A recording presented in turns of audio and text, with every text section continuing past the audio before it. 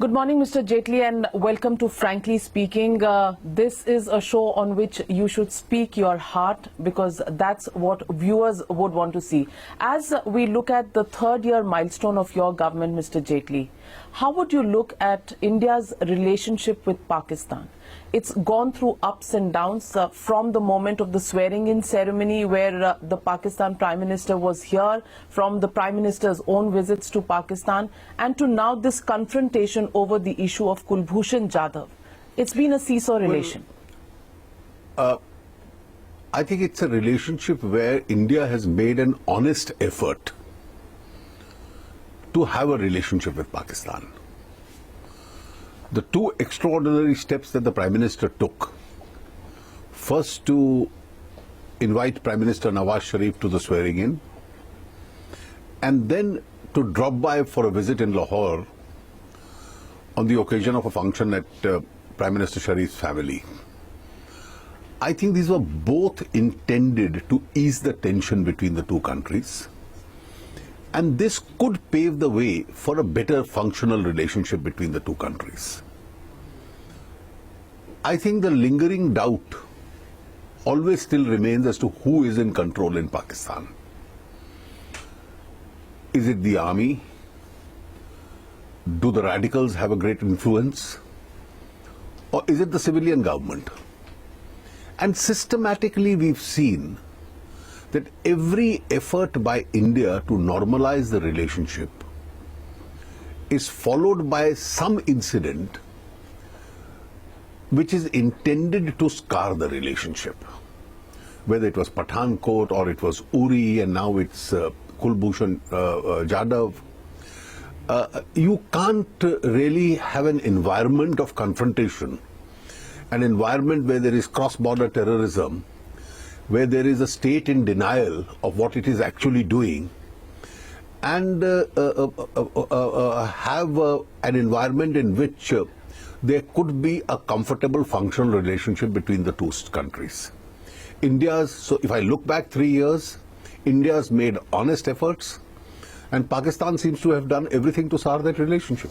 But Mr. Arun Jaitley, we have taken a decision to take the Kulbhushan Jadhav matter to the International Court of Justice. Now, we've got an interim order from there where we get a sense that Pakistan is in no mood to honor the order of the International Court of Justice. Where does that take us? Will we get Kulbhushan Jadhav back? You see, let's be very clear. Kulbhushan Jadhav, we believe, has been kidnapped from Iran. And the manner in which his trial has been conducted doesn't inspire confidence at all. In India also, anti-terror trials are conducted, espionage trials are conducted. They are conducted in open courts. They are conducted in public gaze. One of the essential elements of justice delivery system is that it must be open for public scrutiny. So you know the kind of evidence which is coming. The quality of justice is always different when it is developed in an open proceeding or is it delivered in secrecy. Secrecy goes against the concept of a fair trial. Did he get a proper defense? What is the evidence against him? Was the procedure fair? Was the tribunal non-biased? I think there are doubts on all these questions. Not giving consular access despite umpteen requests, what does it eventually mean? The consulate can't contact him. We don't know how he's being defended, who's defending him. And therefore this amounts to a denial of effective right of defense as far as Kulbhushan Jadhav is concerned. Now, what were the options India had? Pakistan was not responding. They could have carried this secret process on before military tribunals and military courts and maybe executed the death sentence. He's in their custody. And you would have looked like a helpless state not being able to do anything. India therefore took the correct legal and constitutional position and enforced the covenant of the Vienna Convention. And the forum to enforce it is the ICJ. And Vienna Convention is something by which both India and Pakistan are bound. And I think the ICJ has delivered a verdict, which is interim, but which effectively says that not giving him consular access amounted to an unfair trial itself. So it kind of vitiates the whole process by which the trial took place. It vitiates the Pakistani proceeding, and therefore it has stayed the execution of Kulbhushan Jadhav. I think India did well. It was a calculated step, and India was effectively represented at the ICJ, and I think we succeeded. Today there has been a statement by General Amjad Shoaib, who has had links with both the ISI in Pakistan and the Pakistan Army. Now he has said India was given an establishment in Charbar in Iran. We arrested Kulbhushan Jadhav from there. Does this completely expose Nawaz Sharif and the claims of the civilian government in Pakistan? Truth always has a very inconvenient habit of coming out. And these are all stray statements, but then the truth seems to be slipping out. And therefore, the absence of a fair trial, originally the statement of the advisor to the Pakistani Prime Minister Sartaj Aziz as to what is the evidence against him, we doubt if there is an evidence against, or there is a case made out against him. Now, all these disjointed statements, if you join together, the belief that Pakistan doesn't have an effective evidence against him, is his arrest relatable to a particular case of sabotage? Has he been found with weapons? Has he been found in contact with some insurgent groups in Balochistan? Has he been found with some documents? Or is it merely a confessional statement? Which is also a disjointed, fabricated statement. Normally, confessional statements of this kind made before the military, you produce any Pakistani general before the Indian army and they'll take 5 minutes before he can confess his offense. Confessional statements before the military is hardly any evidence in a rule of law. But Mr. Jaitley, there are naysayers who question the fact that India took this matter to International Court of Justice, who say that now issues like Kashmir also will be internationalized. Not necessarily. You see, Kashmir is not a part of the Vienna Convention. The issue is not a part of any enforceable right that you have under an international covenant. And therefore, naysayers may say anything about any step that you take. What was the alternative option that India had in the matter of Kulbhushan Jadhav?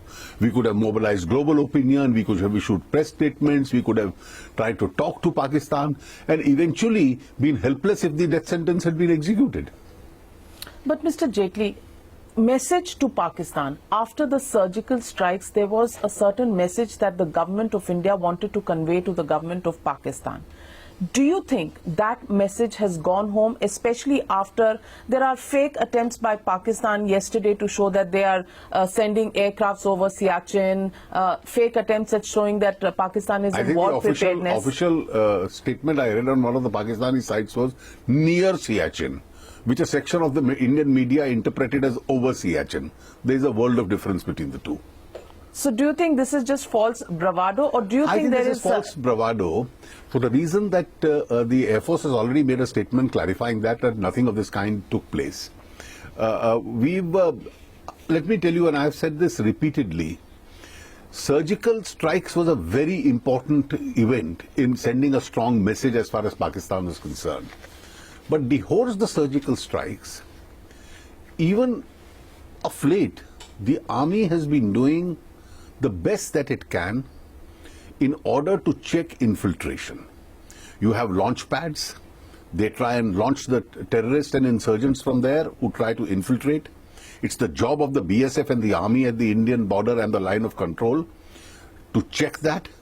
And they've been taking a series of steps in order to make sure that this kind of an infiltration doesn't take place, because this infiltration then causes insurgency in Kashmir. Mr. Jaitley, the surgical strikes that took place in September last year, despite that we've seen the increase in coming in of various terrorists from across the border. We've seen the mutilation of Indian soldiers along the Kalighati area. The question is there the message that you wanted to send through the surgical strikes, has that got home? Because that is I think a one-off decision that was taken by the government. I think the surgical strikes was an important event, but surgical strikes is not the only event. As far as the Indian Army is concerned, the BSF is concerned, who guard the LOC and the borders, they've been taking a series of steps. Now, all these steps need not, as a part of military strategy, be put into public domain. but they've been taking a series of steps in order to make sure that the kind of infiltration and ceasefire violations that Pakistan does stop. And I think they've been effectively having a dominant position as far as the LOC and the line of and the border is concerned.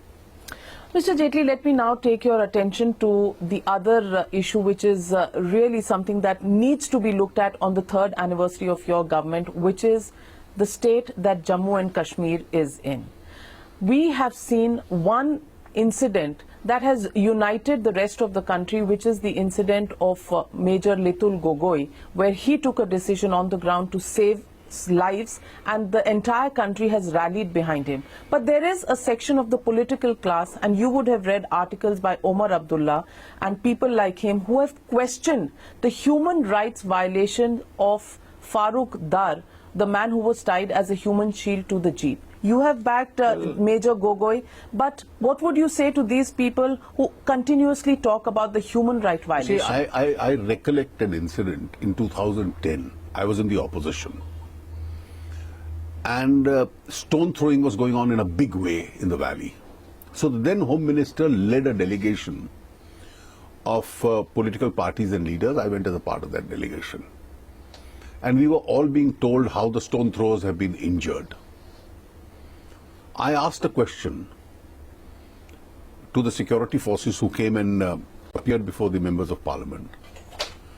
And we were told that 2,500 security personnel were treated in hospitals as a part of the stone throwing agitation. And the entire delegation was stunned when we heard that 2,500 security personnel had received treatment against injuries. And in the national media at that time, there was a reference to the stone throwers and the kind of action security forces were taking against them. And probably this figure of 2,500 went unnoticed, as though security people are, as a matter of course, supposed to be injured and supposed to die for the country. It's a matter of routine for them. Now, I mention this incident for the reason that what is stone throwing? It's not one stray stone which is being thrown, which can be an act of a street urchin.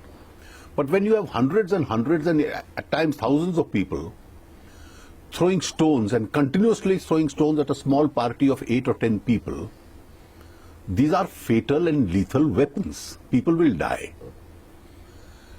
Now, how does a security officer or a military officer react to a situation where lives of Election Commission officials are in danger, lives of the ITBP and the J&K police officers are in danger? They are making panic calls.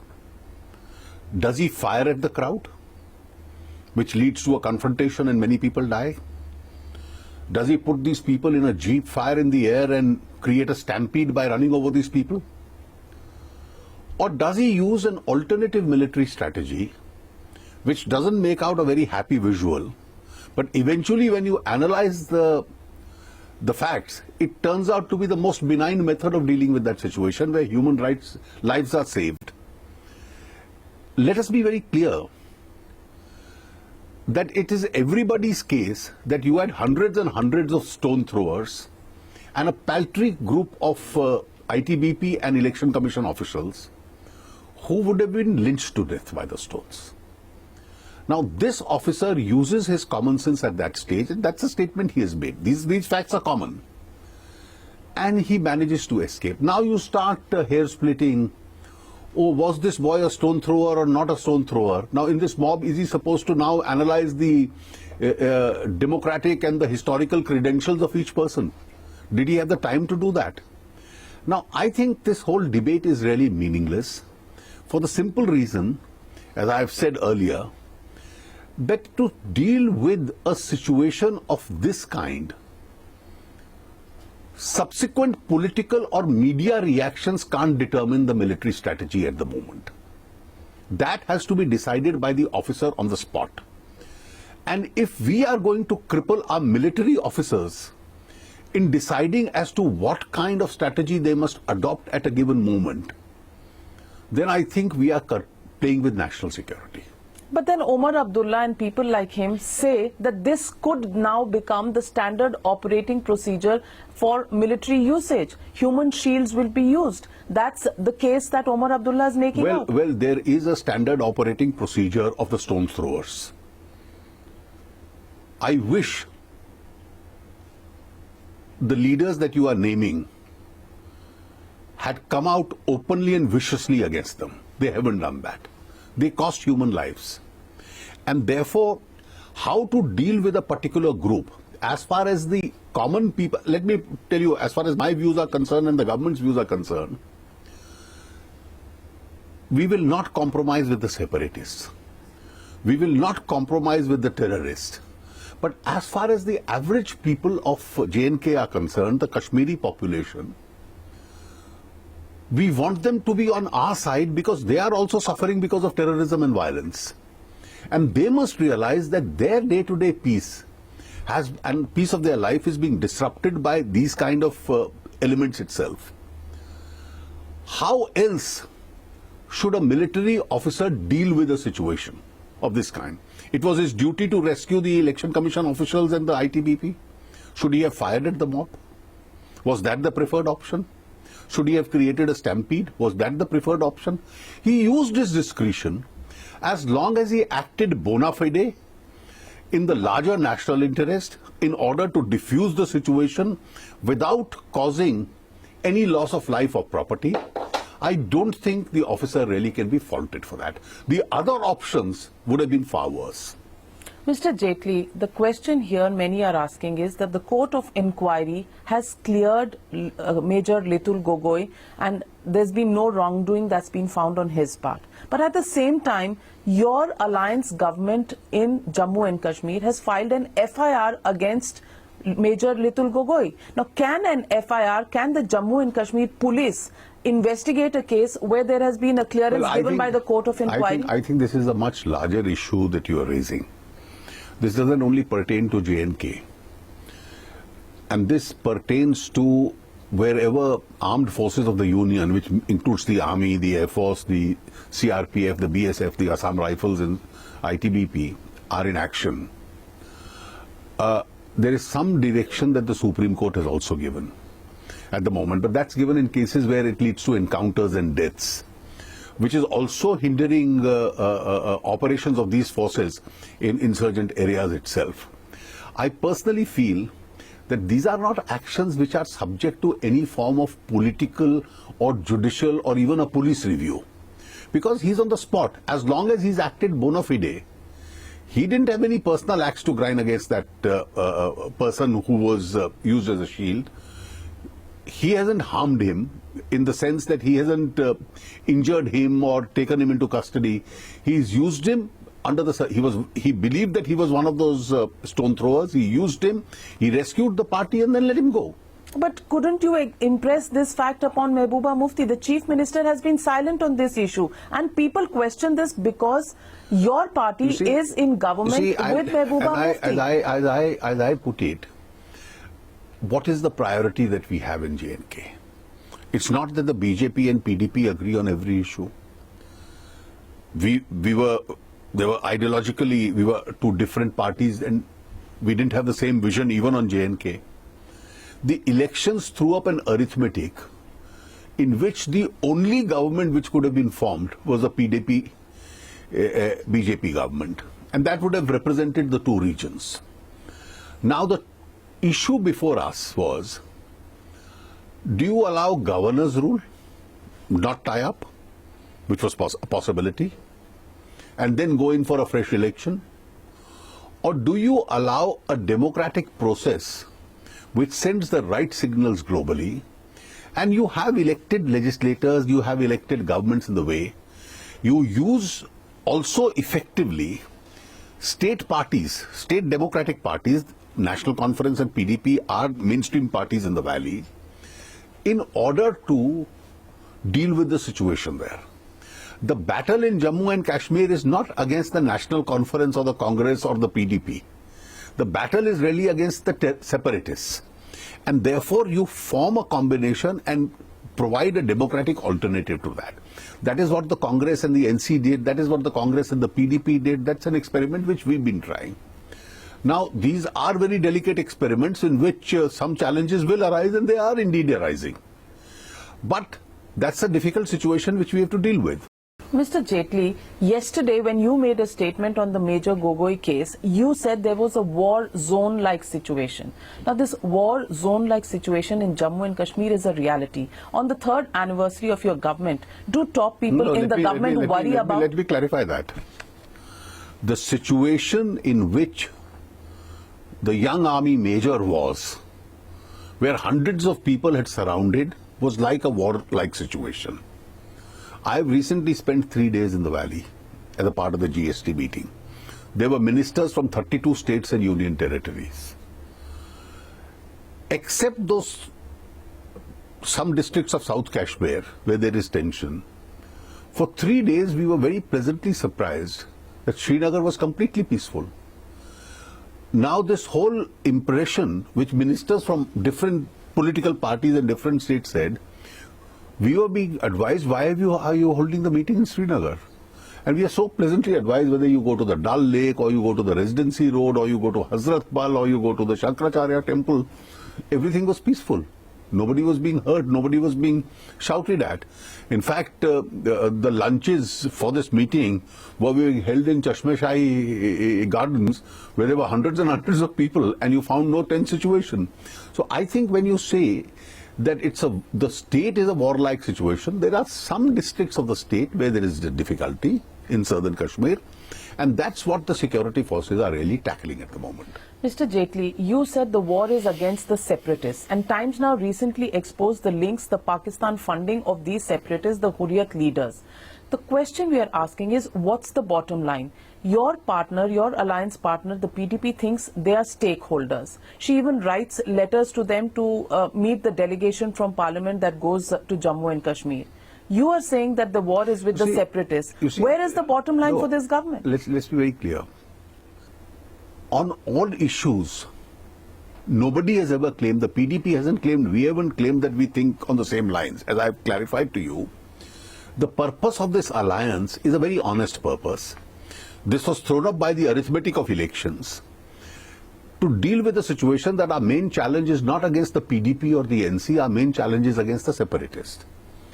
Now the PDP does believe that you must talk to all these different people who are stakeholders within the valley itself.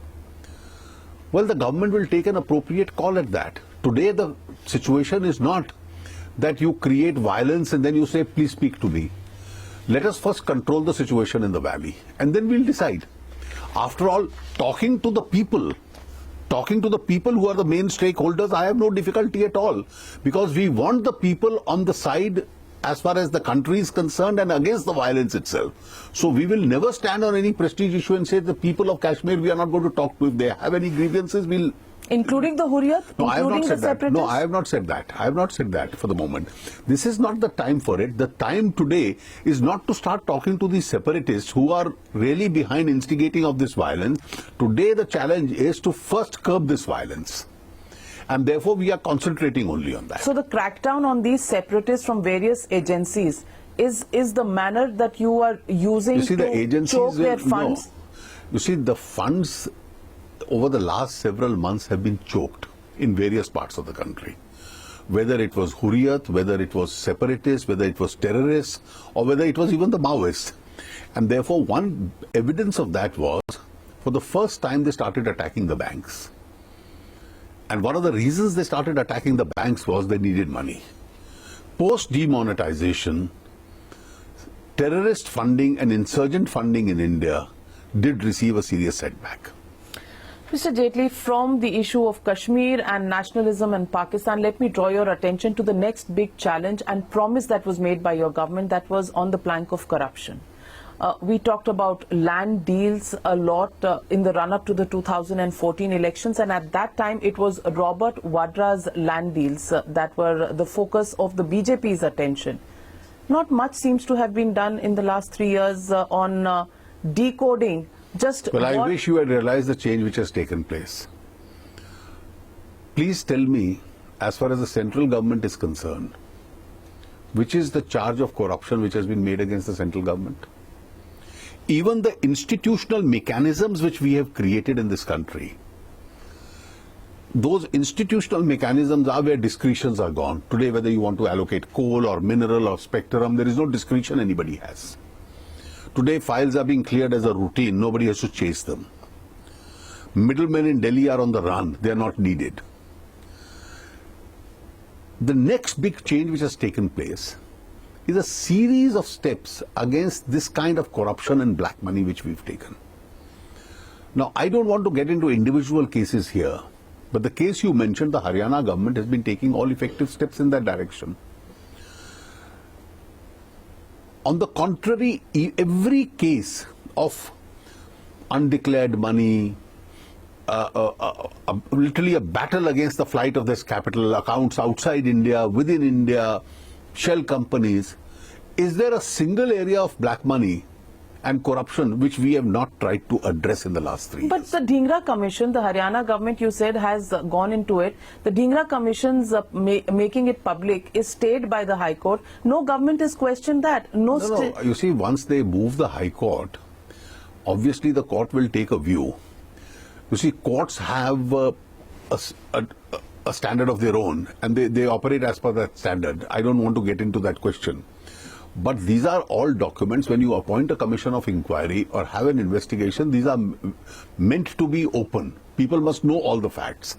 And therefore, I am sure the Haryana government is taking effective steps to contest that case. Mr. Jaitley, now the new issue of land grab that's come to notice is the Lalu land Ghotala, which Times Now uncovered. Misha Bharti and her husband have now been called by the Income Tax Department. Many in the opposition are calling this vendetta politics because the presidential elections are around the corner. What has happened in this country, let's be clear. Whether it is some businesses, I am saying some businesses, some public servants, whether in the bureaucracy or the police, and even politics, and some significant names in politics, the SOP, the standard operating procedure, has been the same. You generate a lot of cash through corrupt means. That money, through multi-layered companies, shell companies as we call them, mostly registered in places like Calcutta, is then moved around, and you acquire assets in the name of those shell companies. This has been the standard operating procedure of corrupt money in India. So far it has gone unchecked. Nobody did anything. We've launched a war against that. The disclosures are coming. The Benami law, don't forget, it was passed in 1988. Until 2016, the law could not be made operative. It couldn't be made operative because the law ministry said the rules can't be framed. There is no structure as far as this law is concerned. So I amended the law. I had it passed by Parliament. The rules have been framed. All authorities over the last few months have been notified, and they've started taking action. You yourself have reported that almost 400 plus properties have been attached under this. And I am absolutely clear that these notified authorities under this Act today have an obligation to take action against all these corruptly acquired properties, which are effectively held by these entities, whether it's a politician or a bureaucrat or a business person, but in the name of some unknown shell companies. There is no better evidence of Benami that you have. And therefore, action on this is being taken by the departments. More is going to follow. More is going to follow. So the Lalu land, the Vadra lands will be confiscated? I don't know. I don't want to get into individual cases, but I have stated the legal principle. Now, this is one evidence where you had right, everybody knew this is the way it's being done.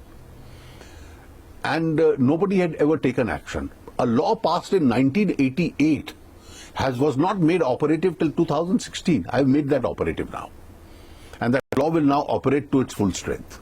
Mr. Jaitley, I'd like you to recall one debate in Rajya Sabha that you had in 2012 with the then finance minister when you were the leader of opposition. And it was a case that was debated in the case of the former finance minister, Mr. P. Chidambaram. Mr. P. Chidambaram had then said, "You've put a dagger through his heart." That was the statement that everybody remembers from Parliament. Today, the same Mr. Chidambaram writes columns and says that you are going after him because he's writing against this government. That's why you're going after his son, and you are raiding his sons at the premises of the former finance minister. It's not fair for me to comment again on individual cases because these are all cases being... No, but this is a political statement. I'm not asking you about a case. What do you respond to the statement made by Chidambaram? These are cases being investigated. All I can tell you is there's a lot, I've seen the facts. There's a lot that the targets of investigation have to answer in this case.